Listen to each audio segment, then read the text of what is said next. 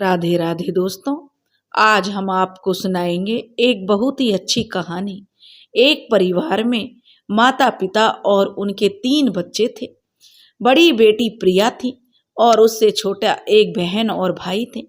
तीनों बहन भाई अच्छे से पढ़ लिख गए थे।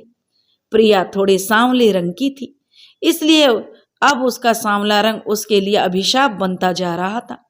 प्रिया के सारे गुण सांवले रंग के आगे फीके पड़ गए थे। प्रिया के दोनों बहन भाइयों की तो जो अब शादी हो चुकी थी, लेकिन सांवले रंग के कारण प्रिया बड़ी थी तब भी उसकी शादी नहीं हुई थी। और प्रिया ने ग्रेजुएशन कर ली थी और जो उसकी भाभी जब से घर में आई थी वह भी प्रिया को पसंद नहीं करती थी और उसे हमेशा जली कटी सुनाती रहती थी, जिसे सुनने पर प्रिया के पिताजी को बहुत दुख होता था, लेकिन बेचारे कुछ बोल नहीं पाते थे। आज फिर लड़के वाले प्रिया को देखने आने वाले थे। प्रिया एक कमरे में बैठी हुई आंसू बहा रही थी। तभी प्रिया की माँ उसके लिए नए सूट सलवार लेकर आई और कहने लगी, प्रिया, इन्हें पहनकर ही उनके सामने आना और थोड़ा ढंग से तैयार हो जाना। प्रिया कहने लगी, माँ, क्यों मुझे हर बार लड़के वालों के सामने बेइज्जती करवाने के लिए भेज देती हो? तब उसकी माँ कहने लगी, बेटी, अब क्या करें, तुझे घर में बिठाकर भी तो नहीं रख सकते। तेरी भाभी तो हमें वैसे भी दिन रात सुनाती रहती है और बेटी तेरी उम्र निकली जा रही है। तब वह प्रिया कहने लगी, लेकिन माँ, तो उसकी माँ ने उसकी बात काट दी और कहा, बस चुपचाप तैयार होकर बाहर आ जाना। इसलिए उसकी माँ गुस्से में बोल कर गई थी। उधर प्रिया के पापा भी जो बाहर हॉल में चक्कर लगा रहे थे, प्रिया की माँ ने उन्हें बेचैन देखा तो कहने लगी, आप क्यों चक्कर लगा रहे हो? तो वो कहने लगे, प्रिया की माँ, मुझे बड़ी चिंता हो रही है कि आज प्रिया का रिश्ता होगा या नहीं होगा। प्रिया की माँ कहने लगी, अरे आप चिंता मत कीजिए, आज हमारी बेटी का रिश्ता पक्का हो जाएगा। तभी उसके पिता कहने लगे, प्रिया की माँ, मुझे चिंता इस बात की हो रही है, अगर आज रिश्ता पक्का नहीं हुआ तो मेरी बेटी को हमारी बहू ताने मार मार के उसे उम्र भर ताने मारती रहेगी और उसका जीना हराम रखेगी। अब और नहीं देख सकता मैं अपनी बेटी को यूं बेइज्जती होते हुए। और कुछ ही देर बाद एक बड़ी सी गाड़ी में लड़के के माँ पापा और खुद लड़का गाड़ी से उतरे। दरवाजे पर प्रिया के माँ बाप हाथ जोड़कर खड़े उनके स्वागत में के लिए खड़े हो गए। प्रिया के पापा कहने लगे, साहब आइए बैठिए, और उनके लिए अच्छे से नाश्ते पानी का इंतजाम होने लगा। प्रिया के पापा कहने लगे, साहब, हमारी बेटी बहुत ही गुणी है और बहुत समझदार है। जिस भी घर में जाएगी उस घर को स्वर्ग बना देगी। हर बात में निपुण है मेरी बेटी। तभी प्रिया की भाभी उसे चाय नाश्ते हाथ में लिए लेकर अपने साथ आई। प्रिया के हाथ कांप रहे थे। उसे पता था कि ये लोग भी केवल उसके चेहरे की खूबसूरती को ही देखेंगे। जब प्रिया उनके सामने गई तो उसे देखते ही सबका चेहरा उतर गया। बात करते करते सब रुक गए।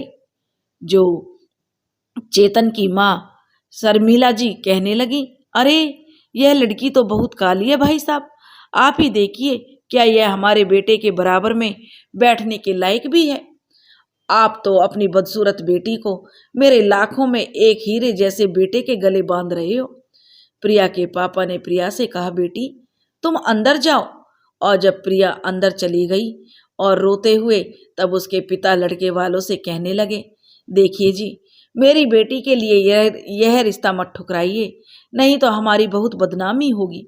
मैं आपके आगे हाथ जोड़कर कहता हूँ। तभी चेतन का पिता शंकरलाल, जो कि बहुत ही लालची व्यक्ति था, कुछ सोचते हुए कहने लगा कि देखिए जी, कहने को तो आपकी बेटी बहुत सांवली है, लेकिन आप अपनी बेटी के दहेज में क्या दे सकते हैं? प्रिया के पापा कहने लगे, जो आप चाहो। तभी चेतन गुस्से में कहने लगा अपने पिता से, पापा जी, आप ये क्या बोल रहे हैं? तभी शर्मिला जी कहने लगी चेतन से कि तू चुप बैठ, बड़े जब बातें कर रहे होते हैं तो चेतन बीच में नहीं बोलते हैं। चेतन के चेहरे पर गुस्सा आ गया था, लेकिन वो चुप बैठ गया। शर्मिला जी कहने लगी, ठीक है जी भाई साहब, फिर आप तो बस शादी की तैयारी करो जी। जब प्रिया की माँ ने प्रिया को बताया कि बेटी तेरा रिश्ता पक्का हो गया, तो प्रिया को तो यकीन ही नहीं हुआ। वो तो सोच रही थी कि उन्होंने तो मेरे सामने ही मेरे कालेपन पर सवाल उठा दिया था, फिर एकदम से वो लोग राजी कैसे हो गए। प्रिया की माँ बोली, प्रिया तू ज्यादा मत सोच बेटी, उन्होंने खुशी से ही हाँ किया है। घर जाकर उधर अपने जो चेतन अपने माता पिता से कहने लगा कि आप लोगों ने क्या किया है, मेरी जिंदगी क्यों खराब कर रहे हो। मैं उस बदसूरत लड़की से शादी नहीं करूंगा, मैं तो दोबारा उसकी शक्ल भी देखना नहीं चाहता, और आप लोग जिंदगी भर के लिए मेरे सर पर उसे बैठा दोगे। चेतन की माँ कहने लगी, बेटा वो लोग मन चाहा दहेज देने के लिए तैयार हो गए हैं, हमें और क्या चाहिए। एक बार अच्छा सा दहेज मिल जाए, उस काली लड़की का क्या है, नौकरानी बनकर घर का काम तो कर ही लेगी। चेतन कहने लगा, आप लोग दहेज के लालच में मेरी पूरी जिंदगी बर्बाद क्यों कर रहे हो। तभी वह कहने लगे, अरे ऐसा नहीं है, वो घर पे रहेगी, तुम्हें जो करना है सो करना। और कुछ दिनों के बाद जो प्रिया और चेतन की जो शादी पक्की हो गई, और उसके पिता ने खूब धूमधाम से जो बेटी की शादी की तारीख निकलवाई, सभी फंक्शन अच्छे से किए, बेटे वालों को लिए कोई कमी ना रह जाए, उसके लिए उन्होंने हर चीज की सुविधा का ध्यान रखा। और कुछ दिनों बाद ही प्रिया के पिता ने धूमधाम से अपनी बेटी प्रिया की शादी कर दी। प्रिया भी बड़ा सा घूंघट निकालकर चेतन के दरवाजे पर विदा होकर पहुंच गई। गृह प्रवेश के इंतजार में वह खड़ी थी। औरतें भी बेसब्र थीं कि शर्मिला जी की बहू के चांद से टुकड़े को देखें तो सही कि शर्मिला जी कैसी बहू पसंद करके लाई हैं। शर्मिला जी प्रिया के कानों में कहती है कि घूंघट बिल्कुल भी मत उतारना प्रिया। केतन को बहुत गुस्सा आ रहा था, वह बिल्कुल भी अपनी शादी से खुश नहीं था, और वह प्रिया के साथ खड़ा होने पर भी प्रिया से जो घृणा कर रहा था। शर्मिला जी बहू का गृह प्रवेश कराकर उसे घर के अंदर ले आई। तभी आस पड़ोस की औरतें कहने लगी, अरे शर्मिला जी अब तो बहू की मुंह दिखाई कर दो, हम भी तो देखें आखिर आप कितनी खूबसूरत बहू लेकर आई हो, हम नजर नहीं लगाएंगे आपकी बहू को। शर्मिला जी ने बहुत बहाने बनाए, पर प्रिया का चेहरा नहीं छुपा पाई थी। जब औरतों ने जिद की तो शर्मिला ने प्रिया का घूंघट झिझकते हुए उठाया। सभी औरतें देखकर चौंक गईं और कहने लगी, ये क्या शर्मिला जी, इतने बड़े शहर में ऐसी लड़की को बहू बनाया है तुमने, ये तो चांद नहीं पूरा का पूरा चांद पर दाग है। अपने राजकुमार से बेटे के लिए शर्मिला जी तुम किसे उठा लाई। ये बातें चेतन को बहुत ही शर्मिंदा कर रही थी, क्योंकि वह भी औरतों की बातें सुन रहा था, और प्रिया के पास तो रोने के अलावा कोई और रास्ता नहीं था। शर्मिला जी तो बस घृणा की दृष्टि से प्रिया को देखे जा रही थी। उन्हें अंदर ही अंदर बहुत गुस्सा आ रहा था। रात को सुहाग रात थी। चेतन गुस्से में लाल पीला होकर बेड पर बैठा था। प्रिया दूध का गिलास लेकर कमरे में आई। गिलास को टेबल पर रखकर चेतन के नजदीक बैठने की कोशिश करने लगी कि चेतन ने उसे धक्का देकर नीचे जमीन पर गिराकर कहा कि तेरी हिम्मत कैसे हुई मेरी बराबर में बैठने की, तेरी औकात तो जमीन पर है, और आज से तू वहीं सोएगी, मेरे पास आने की कोशिश भी मत करना। प्रिया बेचारी क्या कहती। वह कहने लगी कि शादी की है आपने मुझसे, और इतना कहती चेतन उससे चिल्लाकर कहने लगा, चुप कर, और बाहर इतनी बेइज्जती करवाकर भी मन नहीं भरा। चेतन उस पर चिल्लाए जा रहा था और वह बेड पर सो गया।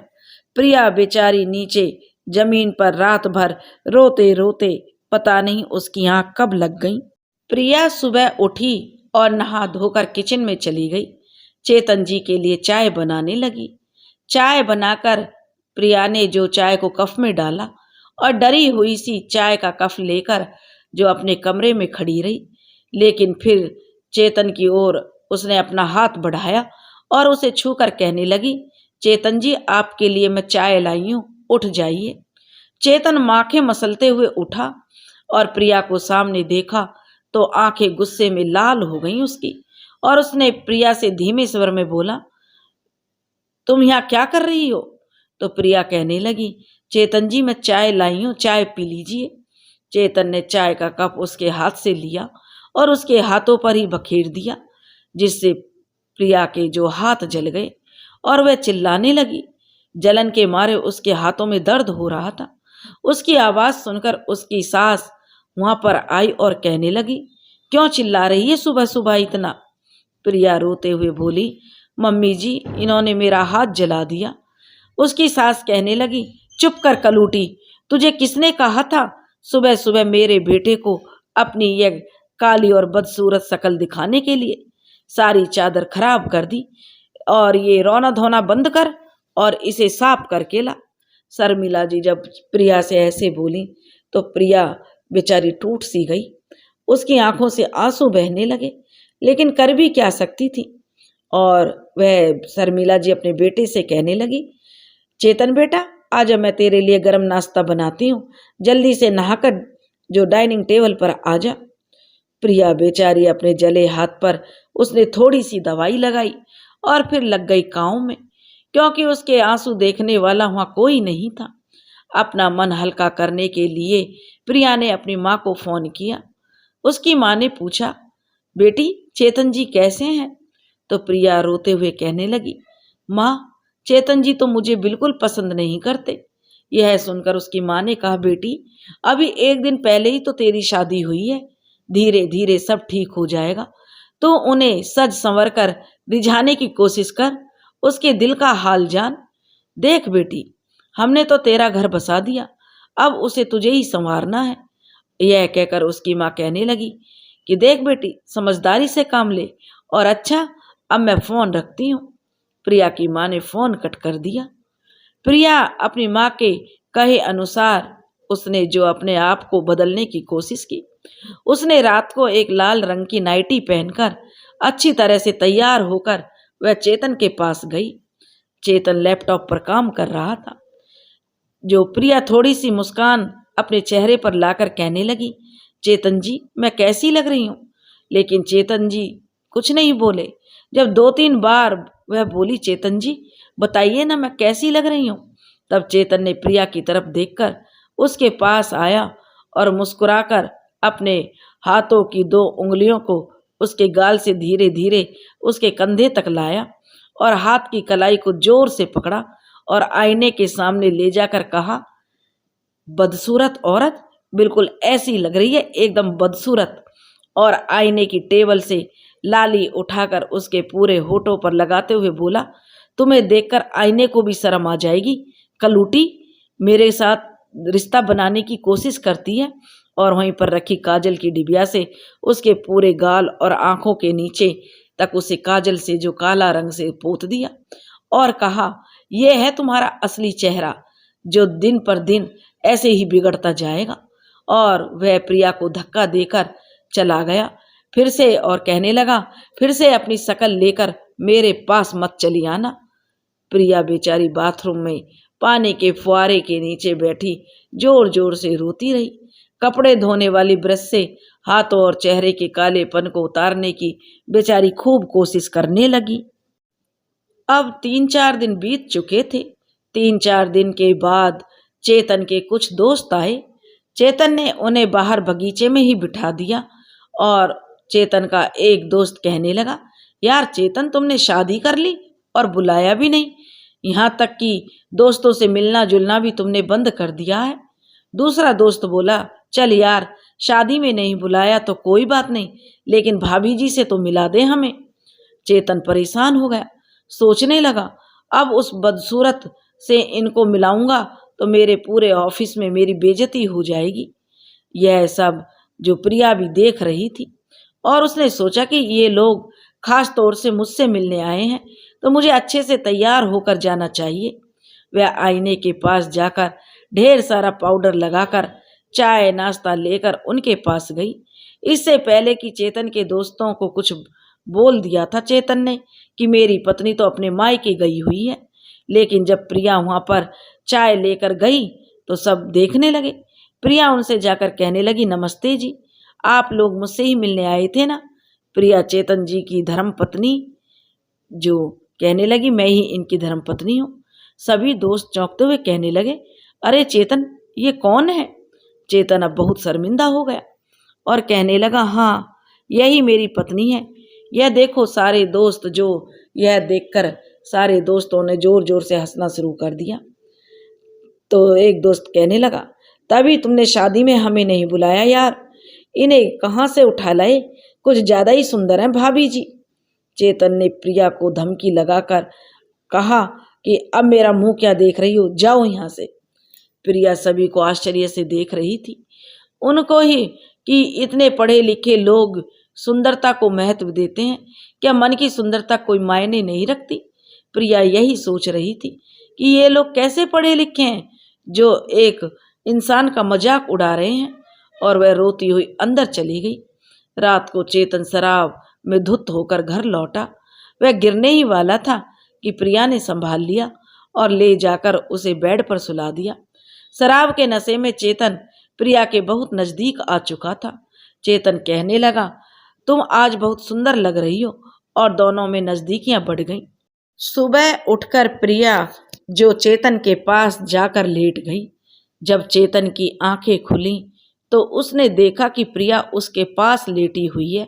उसे यह देखकर बहुत गुस्सा आया और उसने धक्का मारकर जो प्रिया को दूर हटा दिया और वह बेड से नीचे गिर गई। प्रिया रोने लगी और कहने लगी, लेकिन रात को तो आपने शराब के नशे में, वह इतनी ही बोल पाई कि चेतन ने उसकी बात काट दी और कहा कि देखो कलूटी, रात गई बात गई, अब अपना मुंह बंद करो, समझी। और वह बेचारी रोती से सकती रह गई। अब कुछ दिनों बाद प्रिया की माँ का फोन आया। उसकी माँ बोली, बेटी कैसी है? अब प्रिया को अपनी माँ की बात सुनकर बहुत रोना आ गया। वो कैसे कहे कि मैं कैसी हूँ, फिर भी उसने अपनी माँ से कहा, माँ हम ठीक हैं, और उसकी आवाज़ भारी हो गई।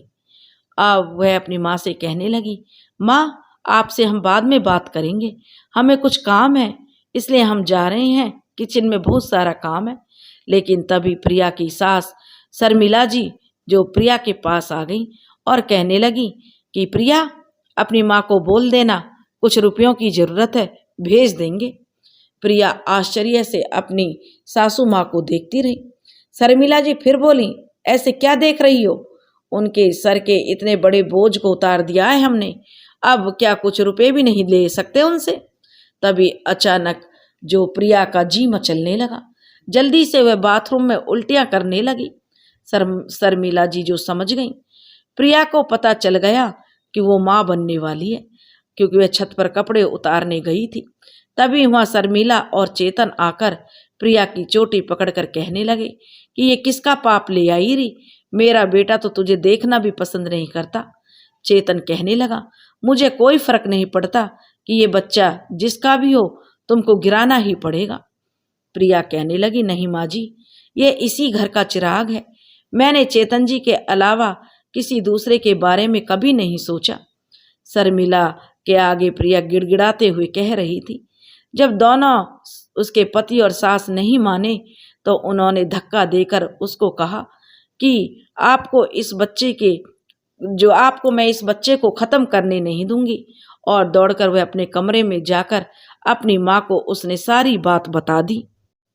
कुछ देर में प्रिया के माँ बाप आए और चेतन और उसकी मम्मी पापा के सामने हाथ जोड़कर कहने लगे कि हमारी बेटी बदचलन नहीं है, वो चेतन के सिवा किसी और के बारे में कभी सोच भी नहीं सकती। लेकिन शर्मिला जी कहने लगी, तो भाई साहब आप कहना क्या चाहते हैं? अरे हमारा बेटा तो इसकी शक्ल देखना भी पसंद नहीं करता, ना जाने आपकी बेटी किसका पाप मेरे बेटे पर थोप रही है। प्रिया के पापा चेतन के पैरों में गिरकर कहने लगे, बेटा मेरी बेटी के साथ ऐसा मत करो, वो आपके अलावा किसी और के बारे में सोच भी नहीं सकती। मेरी बेटी को समाज की ठोकरें खाने से तुम ही बचा सकते हो। तब अपने पापा को इस तरह गिड़गिड़ाते हुए देखकर प्रिया ने उन्हें उठाकर कहा, बस पापा, अब आप इनके सामने हाथ नहीं फैलाएंगे। मेरी खुशी के लिए आप जाइए इस घर से, मैं इस घर को छोड़कर कहीं नहीं जाऊंगी। आप वापस अपने घर जाइए, मेरी खुशी के लिए किसी के भी आगे हाथ पसारने की जरूरत नहीं है। उसके पापा कहने लगे, नहीं बेटी, प्रिया चिल्लाकर कहने लगी, पापा मैं कह रही हूँ ना, आप जाइए ना यहाँ से। आप ही तो कहते हैं ना पापा कि बेटी की अर्थी ही उठती है उसके ससुराल से। आपने मुझे विदा कर दिया, लेकिन अब यहाँ से मेरी जो अर्थी उठेगी। प्रिया के मम्मी पापा प्रिया की बात मानकर रोते हुए वहां से चले गए। चेतन प्रिया का हाथ पकड़कर कहने लगा, बहुत बहादुरी आ गई है तुम्हारे अंदर। चल अभी तेरी सारी हैकड़ी निकालता हूँ। और तीनों उसके सास ससुर और जो उसका पति मिलकर प्रिया को एक कमरे में बंद कर देते हैं। जब तक ये भूखी प्यासी पड़ी रहेगी तो खुद ये घर छोड़कर जाना चाहेगी। चेतन के लिए दूसरा रिश्ता ढूंढने लग जाते हैं वो लोग और उसको घर के अंदर बंद कर देते हैं। उसके माता पिता शंकर लाल को एक बहुत ही अमीर घर की लड़की का रिश्ता मिल गया था चेतन के लिए। इसलिए प्रिया को 2 दिन तक भूख से तड़प कर वह कमरे में बेहोश हो जाती है। शर्मिला जी और शंकर लाल ने लड़की वालों को कहा कि हमारी पहली बहू बहुत बदचलन थी, इसलिए उसने चेतन ने छोड़ दिया और दूसरी शादी हम कोर्ट में करेंगे। जल्दी ही चेतन की शादी करनी है, क्योंकि चेतन दिखने में भी बहुत सुंदर था, अच्छी सैलरी थी। इसलिए लड़की वाले भी कोर्ट में शादी करने के लिए तैयार हो गए। शंकर लाल जी ने कहा कि आप लोगों को जो देना है वो दहेज में कैसी दे देना, शादी करके फालतू खर्चा करने की क्या जरूरत है। जो लड़की थी उसका नाम सीता था, वह भी बहुत सुंदर थी, जिससे चेतन की दूसरी शादी होने वाली थी। और तीसरे ही दिन चेतन और सिया की कोर्ट में शादी हो गई। सीता के पापा बहुत बड़े बिजनेसमैन थे, इसलिए अपनी बेटी को और उसकी सास को उन्होंने खूब गहने और तोहफों से तोल दिया और भी बहुत कीमती तोहफे दिए। चेतन को भी बहुत कीमती कीमती तोहफे दिए। शर्मिला जी सीता का गृह प्रवेश कराते ही प्रिया के पास गई और धीरे से कहने लगी, देख हमने चेतन की दूसरी शादी कर दी है, उसके सामने कुछ मत बोलना, नहीं तो हम जबरदस्ती इस बच्चे को भी गिरा देंगे। तेरे लिए मैं खाना लाती हूँ और खाकर चुपचाप काम में लग जा, वरना इस बार भूखी रही तो तेरे बच्चे के साथ तेरा भी राम नाम सत्य हो जाएगा। और हाँ सुन प्रिया, अपना बोरिया बिस्तरा नौकरानियों वाले कमरे में लगा ले। और प्रिया की जो भूख से बुरी हालत थी, उससे भूख सहन नहीं हो रही थी, शरीर में बहुत कमजोरी आ गई थी, लेकिन वो कुछ भी नहीं कर सकती थी। प्रिया ने उनकी बात मानकर जब सीता ने बाकी की रस्म की तब तक अपना सामान वहां से उसने हटा लिया। प्रिया खाना खाकर काम में लग गई, लेकिन वो चेतन से भी बहुत प्यार करने लगी थी। अपने पति के साथ दूसरी औरत को देखकर प्रिया को बहुत ज्यादा तकलीफ हो रही थी और उधर जो उसकी सास अपनी नई बहू की सारी रस्में करवाई जा रही थी। तभी सीता जोर से चिल्लाई, बस करो मम्मी, और कितनी रस्म करवाओगी, बहुत बोर हो गई हूँ मैं इन फालतू की रस्मों से। ये लो मेरी सोने की अंगूठी और मेरी जगह इसकी रस्में करवा दो इससे। जल्दी से मेरा कमरा बताओ, मुझे सोने जाना है। यह देखकर चेतन और उसके मम्मी पापा चौंक कर एक दूसरे की तरफ देखने लगे। तभी जो सीता थी कहने लगी, अरे आप लोग ऐसे क्यों देख रहे हो, मुझसे यह सब नहीं होगा। और शर्मिला जी झूठी मुस्कुराहट बखेरते हुए कहने लगी, कोई बात नहीं बेटा, हाँ हाँ चलो मैं तुम्हारा कमरा दिखा देती हूँ। शर्मिला जी कमरा दिखाकर जब सीता को छोड़कर वापस जाने लगी तो सीता कहने लगी, मम्मी जी मेरे लिए 1 गिलास जूस भेज देना। तो शर्मिला जी कहने लगी, ठीक है, मैं अभी नौकरानी से कहती हूँ, वह जूस तुम्हें दे जाएगी। और शर्मिला जी प्रिया के पास गईं और उससे कहने लगी, प्रिया हमारी नई बहू के लिए ताजा फलों का जूस निकालकर अभी उसे दे कर आओ। प्रिया जूस लेकर सीता के पास गई और कहने लगी, सीता जी मैं आपके लिए जूस लाई हूँ। सीता कड़क कर कहने लगी, तुम्हें तमीज नहीं है, मुझे मैडम बोलो, क्या यहाँ के नौकरों को जरा भी तमीज नहीं है कि किससे क्या बोला जाता है। प्रिया कहने लगी, जी मैडम जी गलती हो गई। तो वह बोली, कोई नहीं, ठीक है, जूस रख दो यहाँ पर। और जूस रखकर जो प्रिया चली गई। सीता शाम को जींस टॉप पहनकर हाथ में पर्स लिए कहीं जा रही थी। शर्मिला जी कहने लगी, अरे बहू, कहाँ जा रही हो? आज तो तुम्हारी सुहागरात है ना? सीता बोली, क्या मम्मी जी, मैं दोस्तों के साथ पार्टी करने जा रही हूँ। जब मैं इतने दिन ही गए बिना नहीं रही तो आज मेरे लिए कोई खास रात तो नहीं है ना? आप मुझे क्यों रोक रही हो? और प्लीज यार मम्मी जी, मुझे बहू कहना भी बंद कीजिए, सीता जो झल्ला कर बोली। यह कहकर सीता के पापा ने जो नई गाड़ी दी थी उसमें सीता बैठकर चली गई। शर्मिला जी की हिम्मत भी नहीं हुई कि उसे रोक सके। बहुत देर हो गई बेटा, चेतन से जो शर्मिला जी कहने लगी। बहू अभी तक नहीं आई है। चेतन भी अब चिंतित सा था। कहने लगा, आपको जाने ही नहीं देना चाहिए था माँ। आज उससे बोल ही दूंगा कि अब शादी के बाद यह सब नहीं चलेगा। प्रिया नौकरानी के साथ सारा काम खत्म करके सो गई। नींद तो उसे बेचारी को कहाँ आने वाली थी, बस करवटें बदल रही थी और उसकी आंखों में आंसू थे। रात के 2 बजे सीता घर आई और लड़खड़ाते पैरों से नशे में धुत सीता के इंतजार में जो तीनों जगे हुए थे, उसके सास ससुर और चेतन। यह देखकर चेतन गुस्से में आकर कहने लगा, देखो सीता, हमारे घर में शादी के बाद बहुएं घर संभालती हैं, आपके जैसे दोस्तों के साथ पार्टी नहीं करती। सीता जोर जोर से हंसने लगी और कहने लगी, घर संभालने के लिए तो नौकरानी यह बुला दूं? मेरे पापा को यहाँ अभी बुलाओ, मैं अभी यहाँ से जाऊंगी। मम्मी जी समझाओ अपने बेटे को, मैं एक खुले विचारों वाली लड़की हूँ, तुम लोगों की कैद में नहीं रहने वाली। कैद में नहीं रहने वाली, नहीं रहूंगी। और बड़बड़ाते हुए सीता जमीन पर गिर गई। शर्मिला जी रोते हुए कहने लगी, अरे मेरे बेटे की तो किस्मत ही फूटी हुई है। एक मिली तो कलूटी और बदसूरत, और दूसरी तो बेटा। जो वह कहते हुए रुक गई और कहने लगी, बेटा इसे ले जा और कमरे में जाकर सुला दे। सुबह उठते ही सिया जोर जोर से चिल्लाने लगी, मम्मी जी मेरे लिए नींबू पानी भेजिए, मेरा सिर फटा जा रहा है दर्द से। चेतन बाथरूम से आकर कहने लगा, क्यों, रात वाली अभी भी नहीं उतरी क्या? देखो सिया, यहाँ रहना है तो मेरे हिसाब से रहना होगा, नहीं तो। सीता कहने लगी, कौन से तुम्हारे हिसाब से चेतन जी? जब तुमने मेरे पापा से नोटों की गड्डी अपनी जेब में डाली तब तो नहीं कहा था कि आपकी बेटी को कठपुतली बनाकर ले जा रहा हूं? और सुनो चेतन जी, मैं आजकल के ख्यालातों वाली लड़की हूं, तुम्हारे हिसाब से नहीं, अपने तरीके से जीऊंगी। तभी वहां प्रिया सीता के लिए नींबू पानी लेकर आई। प्रिया को देखकर चेतन कमरे से बाहर चला गया। प्रिया कहने लगी, लीजिए मैडम, आपके लिए नींबू पानी लाई हूं। सीता गुस्से में थी तो उसने कहा, हाँ हाँ रख दो मेरे सर पर। प्रिया टेबल पर रखकर वापस चली गई। शर्मिला जी सीता के पास आकर कहने लगी, सीता, आज तुम्हारा किचन में पहला दिन है, इसलिए तुम्हें कुछ मीठा बनाना होगा। सीता का गुस्सा आसमान पर था।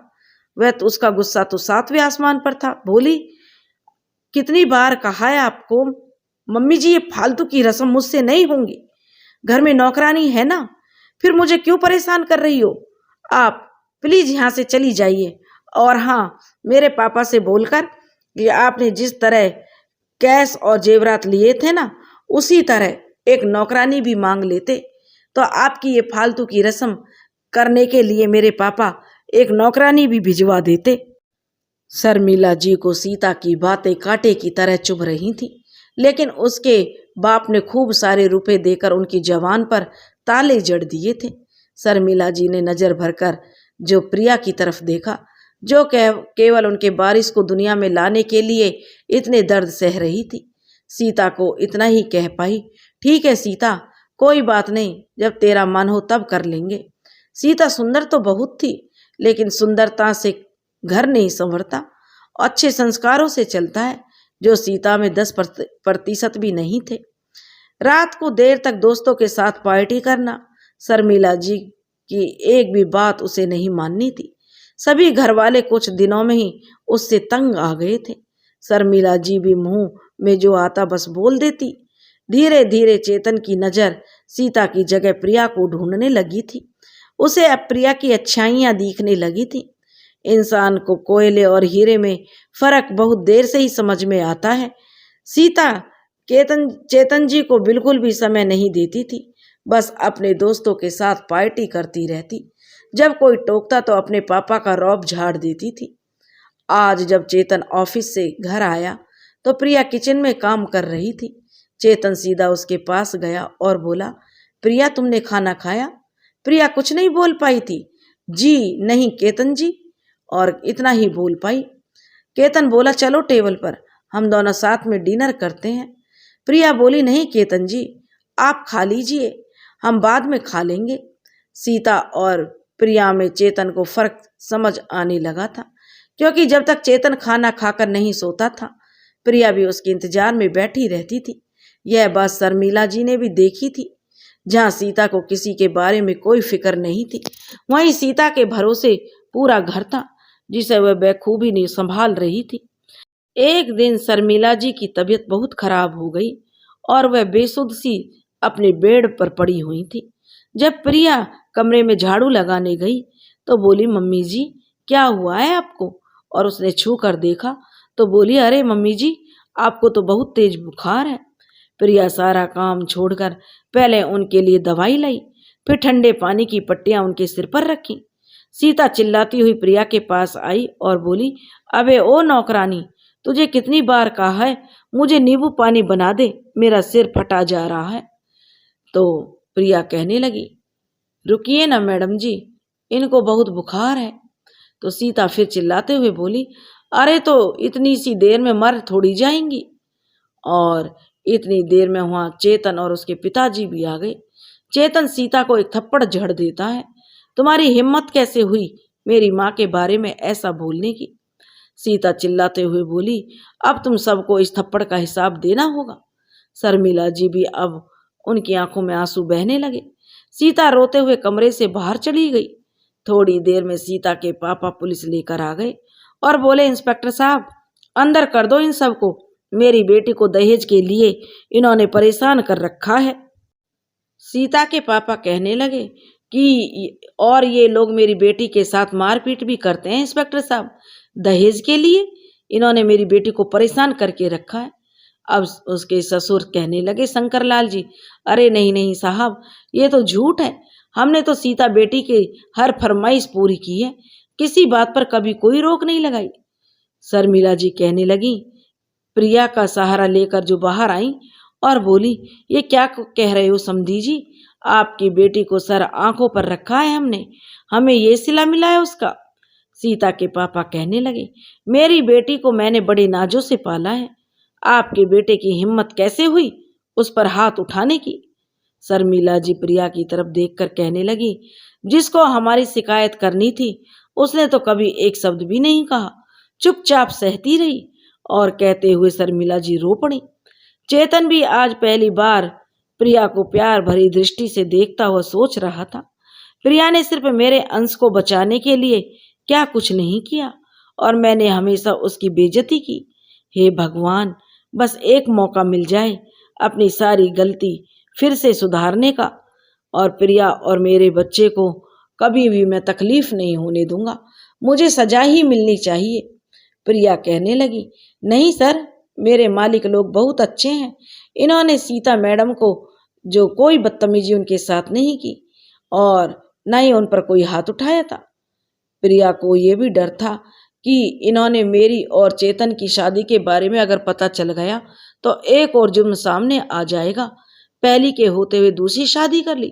तभी सीता वहां आकर कहने लगी, पापा अब आप इन पर लगाया केस वापस ले लीजिए, इन्हें जेल में नहीं भेजना। मुझे सीता के पापा ने जो केस वापस ले लिया और इंस्पेक्टर से कहकर चले गए कि अब तो हम जाते हैं, बाद में जब जरूरत पड़े तो हमें बुला लेना। सीता प्रिया की तरफ जाकर उसके गले लग गई। सभी घरवाले और प्रिया हैरानी से सीता को देखने लगे।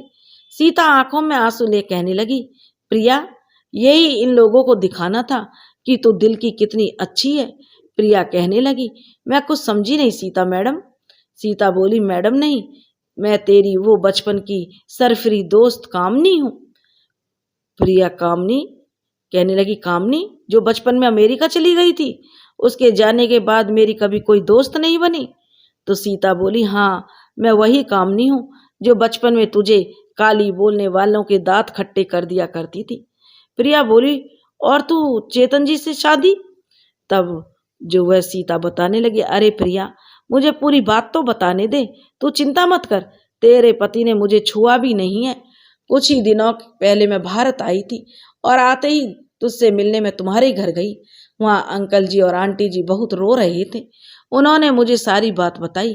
पहले तो मैंने सोचा कि तुम्हें टॉर्चर करने के जुर्म में इन्हें जेल में डलवा दूं, लेकिन फिर यह सोचकर मैं रुक गई, अगर इन्हें जेल में डलवा दिया तो इन लोगों को कैसे पता चलेगी तेरी अच्छाइयों का, जो तुझे बदचलन बोल रहे हैं। इन्हें बताना था ना कि जिस औरत ने घर से बाहर कभी शादी के बाद कदम नहीं रखा, जो देवता की तरह अपने पति को पूजती है, वो बदचलन है। तो सीता जैसी बिगड़ी हुई अमीर लड़की जो रात भर दोस्तों के साथ शराब पीती है, उसको ये क्या कहेंगे? मुझे आंटी ने बताया कि तू चेतन जी से कितना प्यार करती है और ये तेरे सांवलेपन की वजह से अपने बच्चे तक को नहीं अपना रहे हैं। सिर्फ इन्होंने तुम्हारी अच्छाई दिखाने के लिए मैंने यह सब नाटक किया। प्रिया, ये मेरे पापा नहीं बल्कि हमारे वकील साहब हैं। इन्होंने मेरी और चेतन की झूठी शादी करवाई। जब इस शादी की पहली रात को मैंने तुझे यूं तड़पते देखा तो बहुत बुरा लगा मुझे। मैंने सोचा यह नाटक अभी रोक दूं, पर तुझे तेरा हक तो दिलाना था। और इन लोगों पर गुस्सा तो मुझे बहुत आया। तू जानती है, मेरे पास पैसों की कोई कमी नहीं है, बस तुझे खुशी दिलाने के लिए यह सब किया। चेतन सीता से कहने लगा, कामनी जी, आपने सच में हम सबकी आंखें खोल दी। प्रिया की अच्छाइयां तुम्हारे बर्ताव के बाद नजर आई हमें। चेतन प्रिया के नजदीक जाकर कहने लगा, मैं माफी के तो काबिल नहीं हूं प्रिया, लेकिन यकीन मानो प्रिया, सब मुझे अब एहसास हो गया है कि अच्छी सुंदरता के साथ गुण भी अच्छे होने चाहिए। अगर गुण हो तो सुंदरता कोई मायने नहीं रखती। मैं जानता हूँ मेरी पत्नी के गर्भ में मेरा ही बच्चा है, इसकी कोख में मेरा ही बच्चा है। बस लोगों के तानों के डर से मुझे बहुत कमजोर बना दिया था। शर्मिला जी ने सीता के दिए हुए गहनों को उसके हाथ में थमाते हुए बोली, अब समझ में आ गया कि दहेज और सुंदरता से नहीं बल्कि गुणवान और संस्कारी बहू से घर संवरता है। कामनी बेटी, तुमने हमारी आंखें खोल दी। प्रिया जैसे हीरे को हम कोयला समझ बैठे थे। शर्मिला जी रो पड़ी। प्रिया बोली, आप सब लोग माफी मत मांगिए, देर से ही सही हमारा हक हमें मिल गया, और भी हमारी बचपन की दोस्त कामनी के कारण मिला है। कामनी, तुम्हें कहने के लिए मेरे पास कोई शब्द नहीं है। कामनी बोली, बस कर यार, दोस्ती में सब चलता है। शंकर लाल जी प्रिया के पापा के पास आए और कहने लगे कि समधी साहब, आप सही कह रहे थे कि आपकी बेटी जहाँ जाएगी उस घर को स्वर्ग बना देगी। हम तो आपके घर से साक्षात लक्ष्मी जी को लेकर गए हैं। अब चेतन प्रिया के साथ में बहुत खुश रहने लगा। अब उनकी जिंदगी हंसी खुशी कटने लगी और सास ससुर भी अब प्रिया को दिल से अपनाने लगे और बहुत प्यार करने लगे। दोस्तों, अगर आपको हमारी कहानी पसंद आई हो तो प्लीज़ हमारे चैनल को लाइक करें, सब्सक्राइब करें और शेयर करें। राधे राधे।